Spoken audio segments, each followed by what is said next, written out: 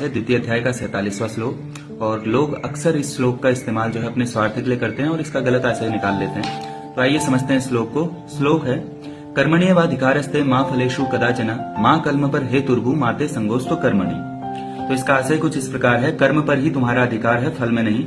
इसलिए तुम कर्म फल की आशा से कर्म मत करो तथा ऐसा भी ना हो कि कर्म ना करने में तुम्हारी आसक्ति हो जाए। और इसकी व्याख्या इस प्रकार है कि कर्मयोग का आधार सूत्र है कि अधिकार है कर्म में, फल में नहीं। करने की स्वतंत्रता है, पाने की नहीं है। लेकिन हम उल्टे चलते हैं, फल की आकांक्षा पहले करते हैं और कर्म की पीछे।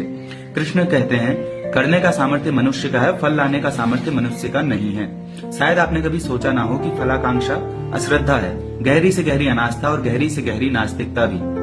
जब आप कहते हैं कि फल भी मिले तो आपका आशय है कि सिर्फ कर्म ही नहीं, फल की आकांक्षा भी मुझे ही करनी पड़ेगी। आपको ईश्वर के नियम पर भरोसा नहीं है, विश्वास नहीं है। जितना अश्रद्धा वाला चित्त उतनी ही फलातुरता उसके अंदर होती है, और जितना श्रद्धा वाला चित्त उतना ही फल की आकांक्षा को वह फेंक देता है। श्रद्धालु कहता है जाने समष्टि जाने जगत, मेरा कार्य अब पूरा हुआ, अब शेष काम उसका है। परंतु अपने जीवन में हम देखते हैं कि हमारा प्रत्येक कार्य फलाकांक्षा से भरा है, क्योंकि हमारा प्रत्येक कार्य कामना से निकलता है, और जिस कार्य में कामना हो उसमें फल की आकांक्षा ना हो, फल की इच्छा ना हो, ये हो ही नहीं सकता।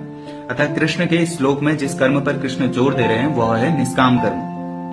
और निष्काम कर्म यानी बिना कामना के अगर कोई व्यक्ति कार्य करता है तो उसे फल की चिंता करने ही नहीं पड़ती। वह कर्म ही इतना डूब के करता है कि उसका सर्वस्व बस उस कार्य में लग जाता है। धन्यवाद।